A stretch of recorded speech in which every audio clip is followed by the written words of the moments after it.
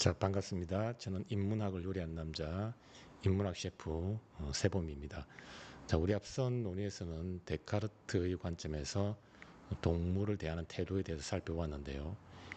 이 데카르트의 관점에 따르면 동물의 경우 고통과 관련한 자극에 대해서 신음소리로 반응을 한다.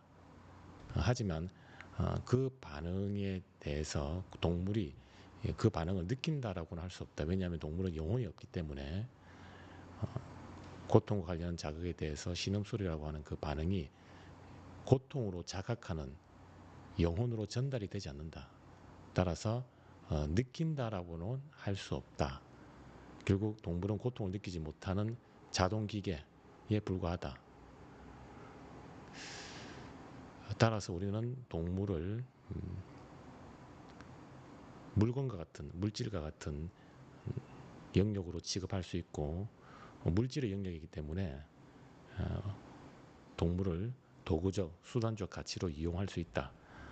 따라서 우리가 동물의 도덕성, 도덕적 지위, 동물을 함부로 대하면 안 되는 그러한 도덕적 지위를 동물에게 부여하는 것은 적절하지 않다. 자, 이런 관점을 취하는 것이 데카르트의 입장이다라고 볼 수가 있어요. 자, 이어서 데카르트에 이어서 칸트라고 하는 이 학자가 동물을 대하는 태도가 어떠한지 한번 살펴보도록 하겠습니다. 자, 칸트께서 데카르트의 견해와 마찬가지로 저도 인간만이 이성의 능력을 발휘할 수 있다는 측면에 동의합니다. 단 저는 동물 역시 인간과 마찬가지로 고통을 느낄 수 있다고 봅니다. 자, 그런데 데카르트의 견해에 따르면 동물은 이성이 결여되어 고통을 느낄 수 없기 때문에 인간이 동물을 함부로 잔인하게 대하는 행위는 아무런 문제가 되지 않는다라고 보고 있습니다. 우리 칸트는 데카르트의 견해 중에서 동물이 영혼을 결여하고 있어서 고통을 느낄 수 없다는 입장에서는 동의하지 않습니다. 동물 역시 인간과 마찬가지로 고통을 느낀다.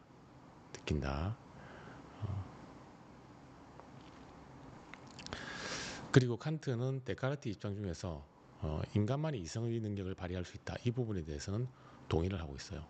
그래서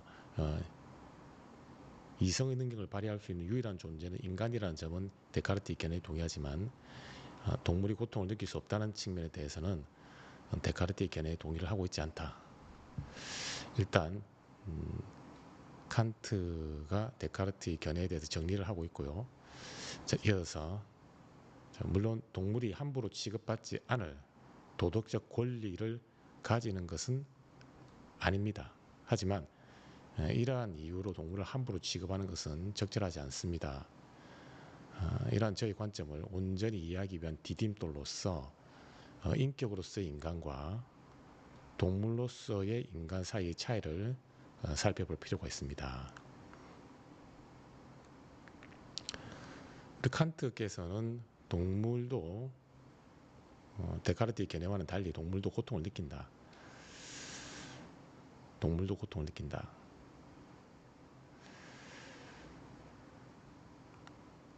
물론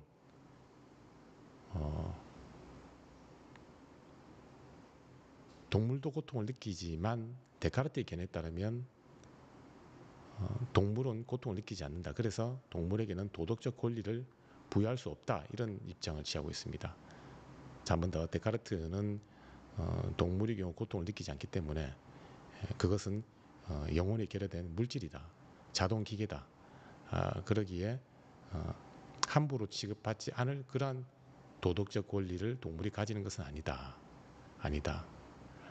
그래서 우리는 얼마든지 동물을 도구적으로 이용하거나 함부로 다룰 수 있다는 관점이 데카르트의 관점인데 칸트는 이 데카르트의 관점에 대해서 그래 동물이 도덕적 권리를 가지는 것은 아니다. 뭔가 존엄성을 훼손하면 안 되는 그러한 도덕적 권리를 동물이 가지는 것은 아니다. 하지만 그러한 권리가 없다고 해서 우리가 동물을 함부로 취급하는 것은 적절하지는 않다. 동물이 그러한 도덕적 권리가 없다고 하여 동물을 함부로 취급하는 것은 적절하지 않다. 자, 왜 적절하지 않은가? 이와 관련한 논의를 살펴보기 위한 이 배경, 이 백그라운드 디딤돌로서 먼저 우리는 칸트의 관점 중에서 이 인간으로서의 인간과 동물로서의 인간 사이의 차이를 살펴볼 필요가 있습니다. 다시 칸트 이론 중에서 인격으로서의 인간과 동물로서의 인간 사이를 살펴볼 필요가 있어요. 먼저 결론부터 이야기하자면 칸트는 이 인격으로서의 인간으로부터 인간의 도덕적 권리를 이끌어내고 있어요. 반면에 동물은 이러한 인격으로서의 인간성을 가지고 있지 않다는 것이죠. 그래서 도덕적 권리를 가지지 않는다. 도덕적 권리를 가지지 않는다. 동물이 이렇게 도덕적 권리를 가지지 않음에도 불구하고 우리가 동물을 함부로 대해서는 안 되는 이유가 무엇인가? 이와 관련한 부분을 정확하게 파악하는 것이 중요합니다. 먼저 인격으로서 인간과 동물로서 인간 사이의 차이를 한번 살펴보도록 하겠습니다. 인간은 순수 실천 이성 덕분에 경향성, 즉 생리적 작용으로서 인과 법칙에 따라 작동하는 동물적 본능을 극복할 수 있지요. 즉 인격으로서의 인간의 지위를 확보할 수 있습니다. 그래서 인격으로서의 인간성은 경향성을 충족시킬 수 있는지 여부와 관련한 조건, 이러한 조건들과 완전히 무관한 명령을 구성할 수 있습니다. 그 명령이 무엇이냐? 바로 정언명령입니다. 그래서 인간은 정언명령을 구성하는 능력을 발휘합니다. 이 정언명령이 바로 도덕법칙의 자격을 확보합니다. 자, 우리 칸트라고 하는 분은 인간에게는 순수 실천 이성이 있다. 이 순수 실천 이성은 동물적 본능을 극복하는 능력이다. 동물적 본능은 무엇인가? 이것은 일종의 생리적 작용으로서 원인과 결과에 따라, 즉 인과법칙에 따라 작동하는 경향성인데, 이 경향성으로서 동물적 본능을 인간은 극복해낼 수 있다. 즉 인과법칙을 거스를 수 있다. 이때 인간은 동물로서의 인간이 아니라 인격으로서 인간으로 그 지위가 확보된다. 자, 그런데 이 순수 실천 이성이라는 능력을 바탕으로 경향성, 동물적 욕망을 극복하는 과정에서 어떠한 명령을 도출한다. 자, 그런데 이 명령은 동물적 경향성, 동물적 본능을 극복하는 과정에서 출현한 명령이기에 그 명령에는 경향성, 동물적 본능을 충족시킬 수 있는 것과 관련한 그 어떠한 것도 개입되지 않는다. 그래서 어떠한 동물적 동물적 본능, 경향성을 충족시킬 수 있느냐 그렇지 않느냐와는 무관하게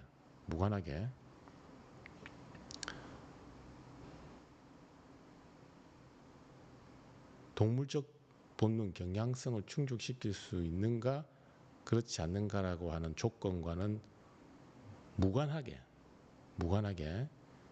어떠한 행동, 실천을 하라고 하는 명령으로 출현한다. 즉 조건과 관련 없는 명령이 출현한다. 여기서 조건은 동물적 본능을 충족시킬 수 있는지 여부와 관련한 조건이죠. 이러한 조건과 전혀 무관한 명령이 출현한다. 그래서 우리 이것을 무조건적 명령이라고 할 수 있어요. 이 무조건적 명령을 칸트는 정언 명령이다 이렇게 부르고 있습니다. 자, 조금 뒤에 우리가 살펴보겠지만 이 무조건적 명령은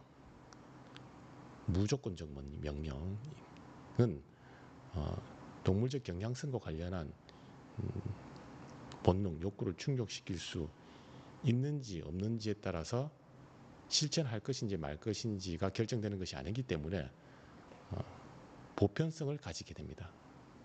자, 그 부분에 대해서는 조금 더 자세히 살펴보도록 하겠습니다. 자, 그렇다면 도덕법칙은 경향성으로 환원될 수 있는 조건인 내용을 온전히 제거한 형식이라고 할 수 있어요.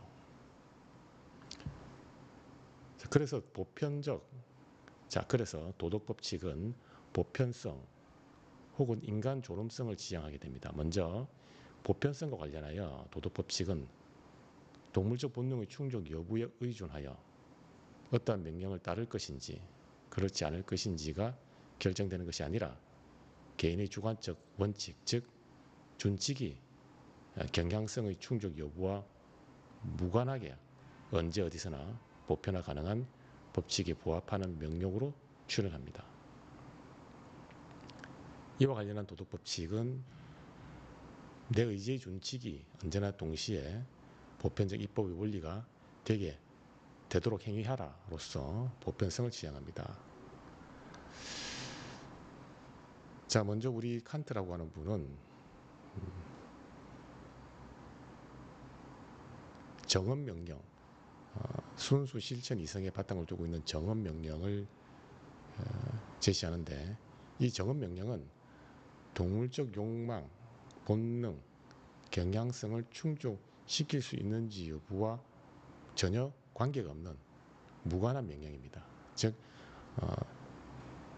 내가 어떤 행동을 하는데 그 행동이 동물적 본능, 경향성을 충족시킬 수 있으면 하고 그렇지 않으면 하지 않겠다. 이러한 조건, 단서가 전제된 가음 명령이 아니라 이러한 동물적 본능, 경향성이라고 하는 이 조건이 완전히 제거된 형태의 그러한 형식을 가진 명령이다. 이렇게 볼 수 있어요. 그러니 동물적 본능, 경향성을 충족시킬 수 있는지 없는지의 여부와 무관하게 언제 어디서나 실천할 수 있는 형식을 가지게 되는 것이죠. 만약에 어떠한 행위의 원칙을, 행위의 규칙을 세웠는데 나는 그 규칙이 나의 동물적 본능, 경향성을 충족시키면 그 규칙대로 할 것이고 그렇지 않으면 나는 그 규칙대로 하지 않을 거야. 즉 어떤 규칙을 세울 때 동물적 본능, 경향성의 충족 가능성이 있는지 없는지와 관련한 조건이 개입되면 그 조건을 충족시키면 실천하고 조건을 충족시키지 않으면 실천하지 않기에 보편성을 가질 수가 없어요. 그런데 이러한 조건을 완전히 제거하면 무조건적 명령의 형식을 갖추면 이러한 조건이 완전히 제거되기 때문에 조건의 충족 여부와 무관하게 어떠한 행동을 실천하라라고 하는 명령의 형식이 출현하게 되고 그렇게 우리는 그것은 보편성을 가진다 이렇게 볼 수가 있어요.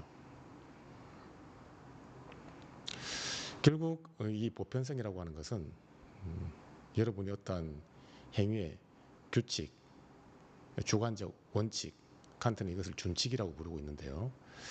이러한 것을 세웠는데 그 준칙에 동물적 본능이나 경향성의 충족 가능성 여부라고 하는 조건이 개입되면 그 준칙은 여러분이 동물적 본능이나 경향성을 충족할 수 있으면 그 준칙대로 실천할 것이고 그렇지 않으면 실천하지 않겠죠. 그러니 충족시키느냐 그렇지 않느냐에 따라서 실천할 것이냐 그렇지 않을 것이냐라고 하는 것이 달라집니다. 즉 상대적입니다. 일관적, 보편적 이런 보편성을 가질 수 없죠. 하지만 반면에 그러한 조건을 완전히 제거를 하고 나면 동물적 본능을 충족시킬 수 있는지 여부와 무관하게 그거와 관계없이 어떠한 행동을 실천하라라고 하는 명령이 출현하니까 조건에 따라 변하는 명령이 아니라 조건과 관련이 없는 명령이죠. 그러니까 조건에 따라 변하지 않는 명령이기 때문에 보편성을 확보하게 됩니다. 결국 이 칸트가 말하는 보편성은 여러분이 행동, 실천과 관련한 어떤 개인의 주관적 원칙, 즉 준칙을 세울 때 그 준칙에서 동물적 경향성, 본능을 충족시킬 수 있는지 여부와 관련한 조건을 드러내기만 하면 보편적 형식이 저절로 드러난다, 이렇게 볼 수가 있어요.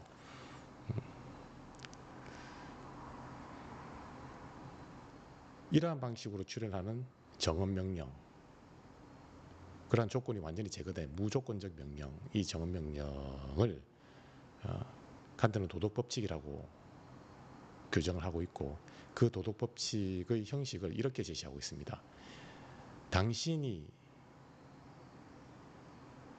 발휘하는 그 의지, 당신의 의지, 네 의지의 준칙이 언제나 동시에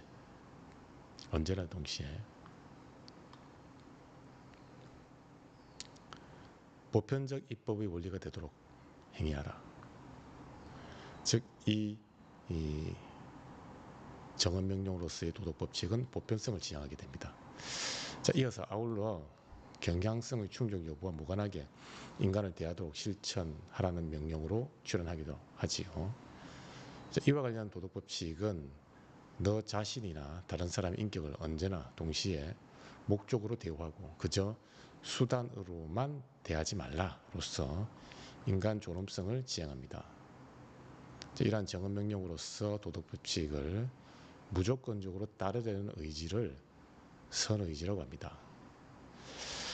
자, 앞서 언급한 정언명령은 또 다른 형식으로 출현할 수 있는데요.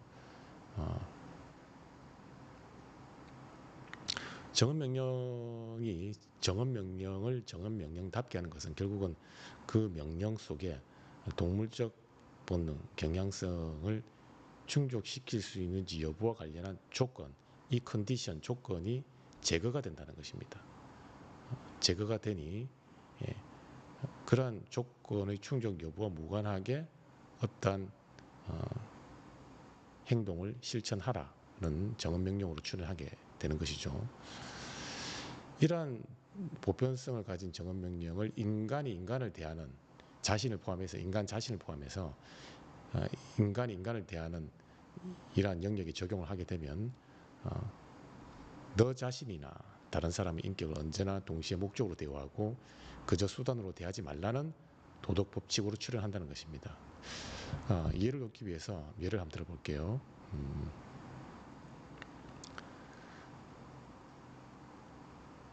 정언명령은 경향성의 충족 여부와 무관하기 때문에 여러분이 여러분 자신이나 혹은 친구를 대할 때 저 친구가 나에게 어떠한 이익이 되느냐 되지 않느냐, 즉 나의 동물적 본능, 경향성을 충족시킬 수 있느냐 여부와 관련한 조건을 고려하지 않습니다. 왜? 정언명령은 그러한 조건을 완전히 제거했기 때문에. 따라서 그 친구를 대할 때 그러한 조건이 충족되느냐 그렇지 않느냐 여부와 무관하게 그저 친구라는 이유만으로 그 친구를 대하게 되겠죠. 이것이 바로 인간을 대하는 방식 중에 인간을 목적으로 대우한다라고 표현을 합니다. 즉, 그 친구가 나에게 이익이 되느냐 그렇지 않느냐, 동물적 본능, 경향성의 충족에 도움이 되느냐 그렇지 않느냐를 따져서 그 친구를 대하면 그 친구를 수단으로 취급하는 것이지만, 그가 무관하게 오직 그 친구가 순수 실천 이성이라고 하는 이러한 이 도덕적 역량을 발휘할 수 있는 인간으로서 친구라는 이유만으로 그 친구를 존중하는 것, 대하는 것, 이것이 바로 목적으로 그 친구를 대하는 것이죠. 그래서 결국 이 정언명령은 인간이 인간을 대하는 방식의 영역에서 작용을 하면 너 자신이나 다른 사람의 인격을 언제나 동시에 목적으로 대우하고 그저 수단으로만 대하지 말라라고 하는 이 도덕법칙으로 출현하게 됩니다. 결국 이 도덕법칙은 인간을 수단으로 취급하지 않고 목적으로, 인간이라는 이유만으로 그 인간을 존중하는 것이기 때문에 인간 존엄성의 원리를 지향하고 있다, 이렇게 볼 수가 있어요. 즉, 그래서 결국 칸트께서 강조하는 도덕법칙은 정언명령의 성격을 가지게 되고, 그 정언명령은 경향성, 동물적 욕구의 충족 여부, 본능의 충족 여부와 관련한 조건을 완전히 다 드러낸 그러한 내용을 다 드러낸 보편적 형식을 가지게 됩니다. 그리고 이러한 무조건적 명령을 칸트는 도덕법칙이라고 규정을 하고, 도덕법칙이기에 이러한 무조건적 명령은 옳다. 그리고 무조건적 명령으로서 도덕법칙이 옳다는 이유만으로 그 도덕법칙을 따르려는 의지, 그 의지를 칸트는 선의지, 굿윌이라고 보고 있습니다. 자, 결국 도덕성은 경향성을 극복하는 과정을 통해서 확보될 수 있기에 도덕성은 의무로 다가옵니다. 즉 도덕성의 실현은 인과법칙에 따라 작동하는 생리적 작용을 넘어서려는 힘겨운 과정이 수반됩니다. 그러니 도덕적 의무는 동물적 본능을 이겨내려는 용기를 필요로 합니다. 자, 결국 이 칸트께서 바라보고 있는 도덕법칙은 동물적 경향성, 본능, 욕망 이런 것들을 극복해야 되기 때문에 힘겹지만 극복해야만 하는 영역으로 다가오죠. 이러한 영역을 의무의 영역이다 이렇게 볼 수가 있어요. 그래서 도덕은 힘겹지만 그러한 경향성을 극복해야만 하는 영역이다. 바로 도덕성은 의무의 영역이다 이렇게 볼 수 있어요. 그래서 도덕성은 칸트에게 의무로 다가온다 이렇게 정리될 수 있습니다. 자, 이상의 논의를 종합할 때 인격으로서 인간은 순수 실전 이성을 바탕으로 경향성을 극복하여 스스로 도덕법칙을 세우고 그 법칙을 따르려는 선의지를 발휘합니다. 결국 순수 실전 이성과 선의지는 도덕성의 두 측면으로서 서로 얽혀서 작용하는 셈이지요. 이러한 도덕성에 부합하는 인격으로서의 인간 수준에 이르면 그 인간은 자율성 혹은 자유의지를 확보합니다. 바로 인격으로서의 인간성을 근거로 우리는 인간 존엄성이라는 도덕적 권리를 부여합니다. 자, 그런데 인간이 경향성을 극복하지 못하고 동물적 본능의 노예로 행위하는 순간 그 인간은 동물로서 인간, 즉 동물성으로 전락합니다. 자, 종합적으로 정리하자면 우리 칸트께서는 인간은 순수 실천 이성을 바탕으로 동물적 본능, 즉 경향성을 극복할 수 있다. 그리고 이 과정에서 그러한 경향성이 완전히 제거된 정언명령으로서 도덕법칙을 세운다. 그리고 이 도덕법칙이 옳기 때문에 그 법칙을 따르려는 선의지가 발휘된다. 결국 이 칸트의 도덕성 논의에서 이 순수 실천 이성과 선의지는 도덕성의 이 두 측면이다.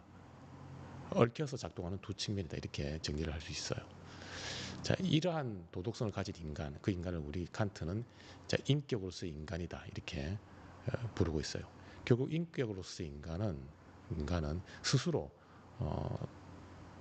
도덕법칙을 세우고 그 도덕법칙에 따라서 동물적 본능, 경향성을 극복하기에 그러한 인간을 자율성 혹은 자유의지를 확보한 인간으로 칸트는 분류하고 있습니다.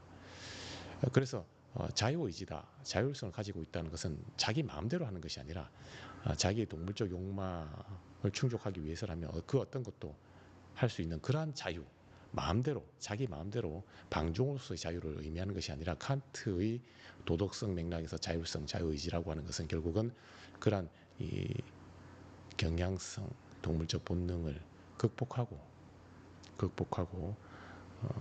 스스로 세운 그 도덕 법칙을 따르려는, 그리고 그 법칙을 따르려는 의지가 있는 상태, 그것을 진정한 자율성, 자유의지다 이렇게 보고 있어요. 결국 칸트의 도덕성 맥락에서 자율성, 자유의지라고 하는 것은 자기 마음대로 하는 방종이 아니라 동물적 경향성,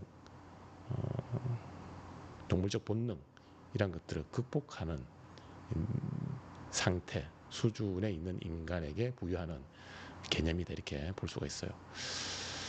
그런데 이러한 능력은 누구만 발휘할 수 있느냐? 순수 실전 이성을 바탕으로 경향성을 극복하고 그러한 경향성이 완전히 제거된 정언명령으로서 도덕법칙을 세우고 그 도덕법칙을 따르려는 선의지, 이러한 자율성, 자유의지는 누구만 가능한 것이냐? 동물은 불가능하다. 따라서 인간은 동물이 할 수 없는 이러한 도덕적 역량을, 능력을 발휘할 수 있으니 인간은 존엄하다. 그래서 인간 존엄성이라고 하는 원리를 도출하게 됩니다. 그런데 여러분, 인간들 중에서도 인간임에도 불구하고 동물적 본능, 경향성을 극복하지 못하고 오히려 동물적 본능이나 경향성의 노예가 되어서 삶을 끌려다니며 사는 인간들이 있죠. 그러한 인간들을 칸트는 인격으로서의 인간이 아니라, 즉 human as a person이 아니라 동물로서의 인간, human as a animal, 동물로서의 인간, 이러한 인간을 동물성으로 취급을 하고 있어요. 자, 그러면 여러분 인간이라면 여러분은 동물로서의 인간 수준에 머물러야 하겠습니까? 아니면 인격으로서의 인간 수준으로 도약해야 하겠습니까? 여러분이 만약에 도약한다면 여러분은 도덕적 용기가 있는 인간이다, 이렇게 칸트는 평가하겠죠. 자, 반면 동물은 경향성에 종속되어 본능에 따라서만 반응합니다. 그러니 동물은 순수 실천 이성을 바탕으로 경향성을 극복할 수 없지요. 즉 동물은 경향성을 극복하는 것이 아니라 경향성에 종속된 존재로서 순수 실천 이성의 능력을 발휘할 수 없습니다. 자, 그래서 동물은 도덕적 권리를 확보하지 못합니다. 결국 도덕적 권리를 부여할 것인지 여부는 순수 실천 이성의 능력으로 경향성을 극복하는 도덕법칙을 구성하고 선의지를 바탕으로 그 도덕법칙을 따를 수 있는지 여부에 달려있는 셈이지요. 따라서 인격으로서 인간, 즉 도덕적 존재만이 도덕적 권리를 확보하며 동물은 도덕적 권리를 부여받을 수 없습니다. 자, 은유적으로 표현하자면 도덕적 존재의 영역은 목적 왕국이라고 할 수 있어요. 이와 관련한 도덕법칙은 단지 가능한 목적의 왕국의 일반 입법적 일원으로서 경륜에 따라 행동하라로서 목적 왕국을 지향합니다. 결국 동물은 이 목적 왕국으로 진입할 수 없기에 인간의 필요에 따라 사용할 수 있는 도구적 가치만을 지닙니다. 자, 인간과 달리 동물은 경향성을 극복할 수 없다. 본능에 따라서만 행동한다. 결국 이러한 수준에 머무는 이유는 동물에게는 순수 실천 이성을 발휘할 능력이 없기 때문이다. 따라서 동물은 순수 실천 이성을 바탕으로 정언명령을 제시하고 그 정언명령에 따른 도덕법칙으로 경향성을 극복할 수 있는 도덕적 능력을 갖고 있지 않기에 도덕적 권리를 부여할 수 없다. 도덕적 권리를 부여할 수 없기에 동물은 존엄성을 확보할 수 없다. 따라서 동물은 목적적 가치가 아닌 도구적 가치만 가진다. 반면에 인간은 이러한 도덕적 능력을 가지고 있기에 인간이라는 이유만으로 그 존엄성을 존중받는 목적 왕국으로 진입할 수 있다.